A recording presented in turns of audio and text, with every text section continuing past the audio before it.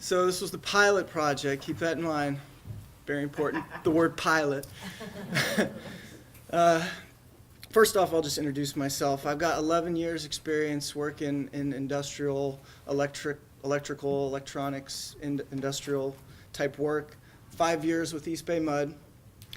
I graduated the E-Tech program at LMC with honors. Pretty proud of that. Go ahead.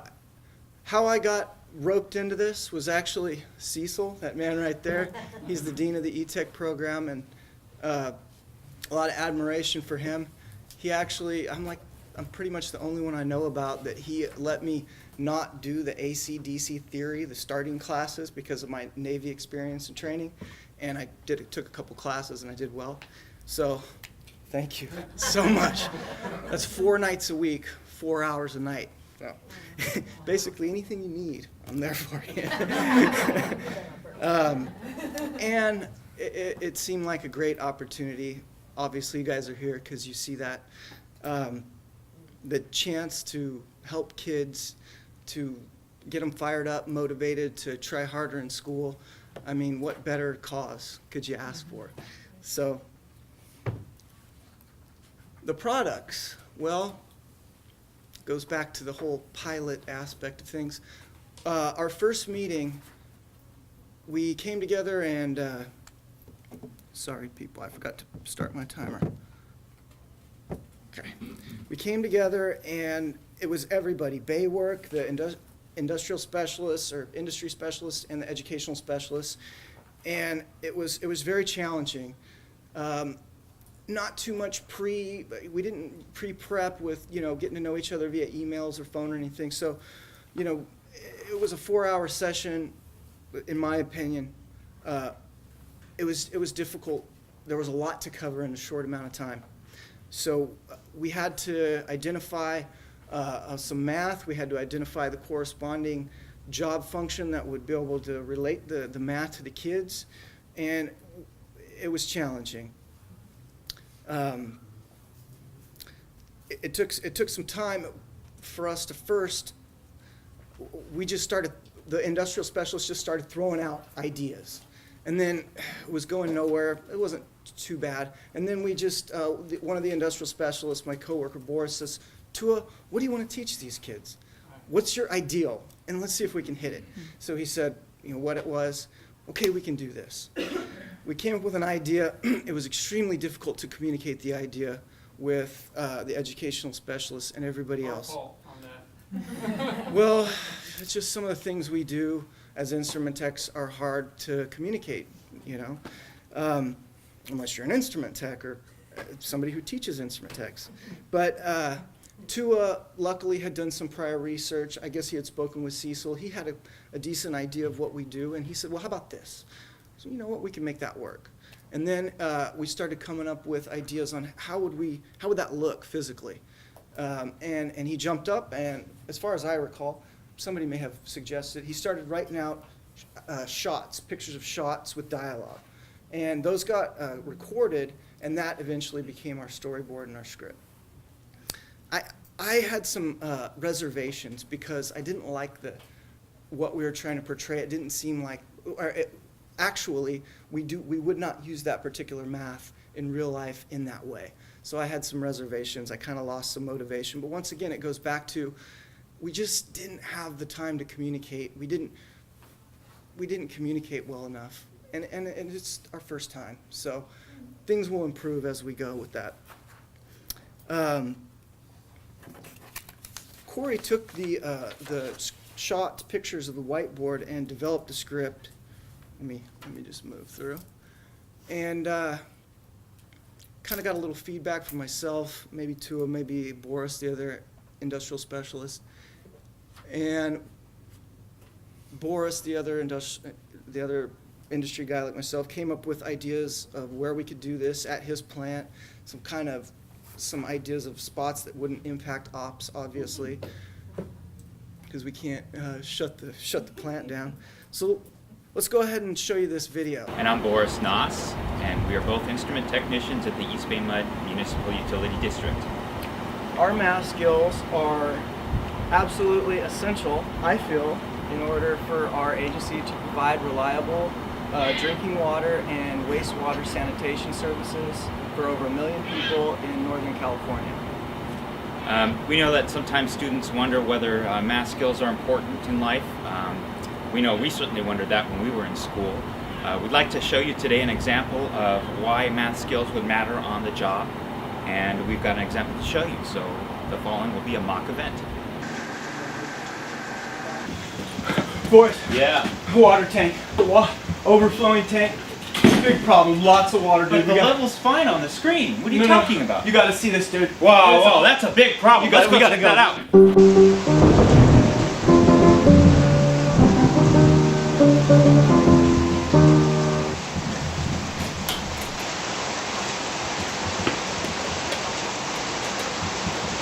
Yeah, this is Boris. Yeah, we gotta turn those pumps off now. Right. Okay. What happened? We don't know yet. It could be a calibration error in the transmitter. We should take a look. Alright. Yeah, let's do it. This is actually a pressure transmitter, right? Right. And what we're doing is measuring levels. So the transmitter is seeing pressure at the bottom of the tank, and the higher the level in the tank, the more pressure it's going to see. So the transmitter is going to be converting that into a milliamp current signal. That's why you've got this milliamp meter in the power supply there. So we're gonna simulate the tank level by applying test pressures to the transmitter. And I've got what you set up for me here is this test gauge. So we're going to simulate the pressure and check to see whether the milliamp current that we expect is what's outputting. Measuring current through the meter, and we're going to be simulating pressure into the transmitter with this hand pump. But we've got a digital pressure gauge as a standard to verify that we're accurately applying the pressures that we want. So what we're going to do is, we know based on our drawings that the range of this transmitter is from 0 feet to 19.8 feet. And the current that we're trying to interject into the plant's control system is from 4 milliamps to 20 milliamps. So when we do a calibration check, we're trying to do 5 points along that linear line going up the scale to check each of those points and see where the actual measurement is coming in terms of milliamps. So we'll hit pressures at 5 of the test points that we've chosen and read the milliamp current that the transmitter is feeding to us At and those see. test points. Right, exactly. We don't want to see anything more than 2% off. If it's Okay. more than 2% off, that's a calibration error. And since it's linear, we know we can pick any point. Well, we know exactly what the current signal should be for any point we choose. Correct, so we could use our linear equation to calculate what those currents are supposed to be. We need to see whether the pressure values recorded by the transmitter are going to be within 2% of the actual pressure that we applied to it. Can you help us out? If you'd like to hear more about how Boris and Grant got their jobs and how you could prepare yourself for a career in the water or wastewater industry, please visit the Baywork website to hear their personal stories. The career section of the website is full of information about great water industry jobs.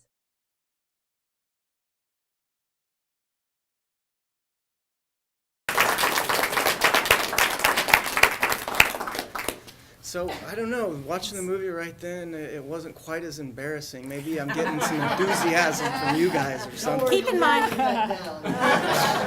Believe me, every time I watch it, you know, it's my fault because, like I said, I kind of was demotivated. I didn't take the time to really prepare. And I didn't share my feelings with anybody because I didn't want to discourage the group. You did Because great, Grant. And the great thing about Grant, too, is, Grant, he came up with some really great ideas, like, how about when I run in, I get my shirt wet? I mean, it was, I don't know if you could tell, but it was bright sunshine outside when we were doing the filming. I mean, bright sunshine. But he was like, oh, and I'm like, okay, now stand outside and run in place as fast as you can so you get out of breath. So when you come in, and then I'm going to put a little X here. I mean, it's all grassroots, right? Yeah, it's totally We're just grassroots. kind of winging it. Yep. But Grant and Boris were just so willing to do this, and I get so excited after takes that I would be like, great, oh, my voice is going to be in there, rats, we're going to have to do it again. So no, they really, and Tua and Cheryl were also there to make sure that the filming, we stayed on track, and so thank you for Grant. It was You a did real great collaborative job. effort. Yeah, really good. Candidate development, that's just kind of a standard procedure. Whoever Baywork can get in involved, they asked them to share a little bit about their experiences and how they got into the job so the kids can kind of maybe follow the path. And I'd like to turn it over to my partner, Tua, here, who is another really motivated And individual. Grant, you can join us. Well done. All right. Great. So good morning. Good morning. So you guys have these amazing packets. It's full of material. If you like, you can jump to page 3 or tab 3. And you'll see, right? And it's Times New Roman font, just like the Hollywood scriptwriters use. And you can kind of keep flipping through it, and then you'll start seeing the actual. How many educators do we have here with us? Okay, cool. So you'll get to see kind of how this might flow in a classroom. Before I begin, I want to just share a little about myself. I'm basically here for students. Like, that's my whole purpose, is to help students. I'm big on social justice, and so I've done a lot of work around helping create better equity, closing achievement gaps. And when I heard about our process technology program where you could come in and, I shouldn't say this, but technically without an AA, and leave and make more money than I did as a starting professor, I said, wow, upward mobility, improving the community, this is great stuff. And then of you educators, how many have actually been to a wastewater treatment plant before? Okay, so, right, Star Trek, Matrix, I mean, these things are amazing. They have, like, full-on air-conditioned, places for their computers. They've got this tower that stands like 300 feet above everything else. It's really a phenomenal thing. And science, right? Science, STEM, and all that. So you guys know when you're trying to get into, the STEM field, you need money, right? I went into astrophysics, but I went in about 30 years too late. And so people had no money, no nothing. It was very challenging to come up with cool stuff. If you get into the sciences, you want to go where there's money. And this is a $1 billion industry. The state is putting about $2 billion in over the next 5 or 10 years in community colleges to help with this. Governor Brown wanted to have, I think, around $200 to $300 million just for CTE. So a lot, that's very important in order to make things happen. And are there any funders here as well? A few, and then the rest may have been over in there. But all of to make this work, you need money and you need interest, and that's exactly what we have here. So when I was trying to think about, what do I want to do next, and all of a sudden Cheryl came and everyone else came, I said, wow, we need to work together on this. So I wanted to make sure that I thanked Cheryl, and where is she? Yes, Cheryl here for getting us started on this. She's amazing. If you haven't met her, talk with her. She's a real visionary. But I also wanted to give a shout out to Corey here and to Renee, because both of them, without their leadership in keeping it forward, it wouldn't have even gotten the traction we had. You guys know, as educators, we're so busy all the time. It really takes someone who's good at putting groups together to have us have meaningful meetings to get things going. And I just wanted to thank you, Corey, for everything that you did to help me get here and to help us keep this motion going. So back into the what we're doing with this project. If we could move the slide. Yeah, thank you. So actually, what I wanted to show before the warm-up was the, let me see if we have it here. Worksheet? Yeah, is that, okay. It's in the packet. It's in the, The worksheet. it's on, It's in the third tab. it's in, okay, I don't know if it is. Yeah, this is something you won't be able to see in the packet, but I want you guys to see as educators. Can you guys see up here it says Common Core Standards? So this is something that came out of a workshop with Baywork. It was a meeting we went to, and they said, you know what, if you're going to reach out to K through 12, you have to have the Common Core Standards listed. So I'd like to give thanks to Vanessa Garcia, who went through and figured out exactly which Common Core Standards this curriculum meets. So that's great, right? So that's for you guys. But we also have learning outcomes as well at the community college level. And I'll get more into that later, but our learning outcomes are communication,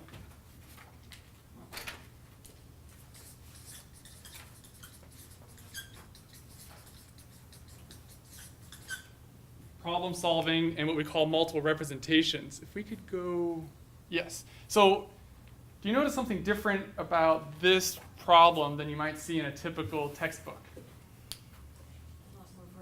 A lot more words, right? And so you guys can actually jump to this page in your packet. It's called the Perfect Storm Worksheet. So you can follow along here. We're not going to read this together, but it's in that tab 3. What you'll see is a lot of words, right? And that's done on purpose. You'll also see a lot of vocabulary, words like actual output or expected output, for those of you guys who are more chemistry, maybe physics related, and done a lot of lab work. So a lot on communication. That's a key element. Would you guys in the industry agree that it's one thing to be able to pass a test, it's another thing to actually write a report that people can understand, right? That's probably one of the most important things that we look for when we're doing interviews. And so I would love to be able to add an English Common Core to this as well. Another really important aspect we wanted to create a theme around was the concept of multiple representations. And so multiple representations means tables, graphs, and lines. So right on page 1 we see a table. But notice something interesting about that table. It's incomplete. Right? And so this worksheet isn't about a lecture, it's an interactive thing which you can do in groups, or you can do as an interactive lecture style depending on where your students are at. But you'll be filling in this table as you go through. And then the last thing is problem solving. Would you guys agree that problem solving is important? Yes. In the industry as well. And so we have a scaffolded problem solving. We use Polya's approach in doing problem solving, this 4-step approach. And Los Vedanos has been doing contextualized learning for about 20 years, and that's how I learned how to do what I do. And you'll see as you follow the prompts that it's a nice scaffolded problem solving approach. And then can you, I don't know if we have the, okay. The last thing I wanted to make sure I mention is at the very end of this packet, which you guys will have access to, the very end of the exercise, there's a whole thing on writing a letter to the boss, explaining exactly what happened, summarizing what happened, and making suggestions, right? Something that you might do in a report. And I know this because I asked Grant and I said, hey, is this something you guys might need to do? And he said, yeah, of course, if you can't summarize. And by the way, the CSU said the #1 need that students have to have in order to be successful is the ability to summarize. Again, this English standard. So what we try to do with this curriculum is have these strong themes, but also to create some cross-collaboration with English and the sciences as well. So all of this, I didn't do all of this, right? I had a team of folks. And in the workshop in the afternoon, you'll see how we did this. It was not a Herculean effort on my part.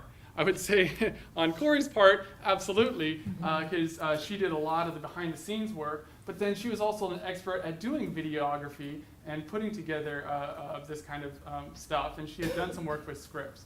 I didn't do the content or the Common Core standards. That was Vanessa. I focused more on curriculum development.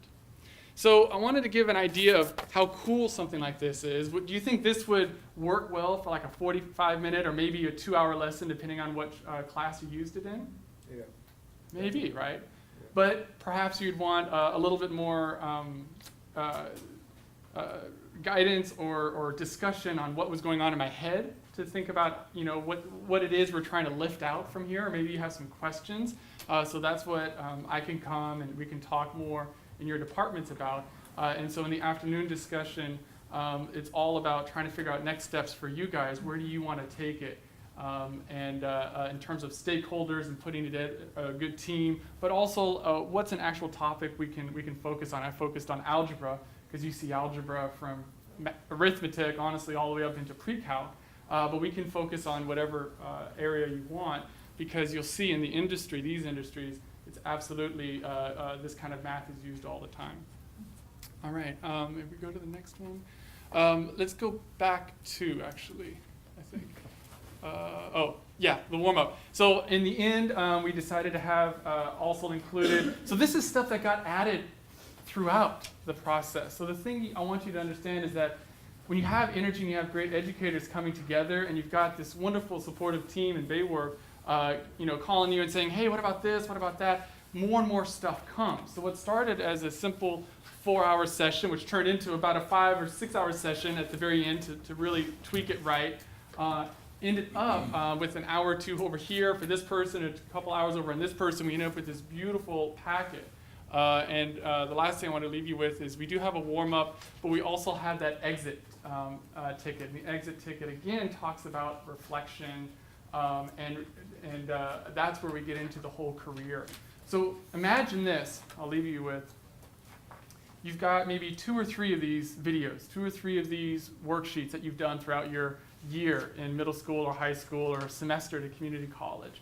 And it's not the entire curriculum, but it's 2 or 3 times, and you've seen perhaps a familiar face. Maybe you've seen Grant a couple of times, or Boris, or this is and you're giving some writing assignments on this, or maybe a writing project, an extra credit project, and there's some interest in the class, right?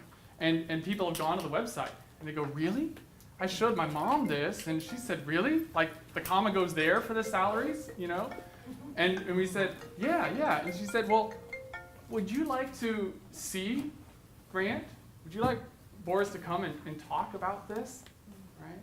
And so all of a sudden now, right, we've done what we've all been hoping to. We've taken this math and used it as an engine to create an interest in an actual industry that they never had heard of before the class started.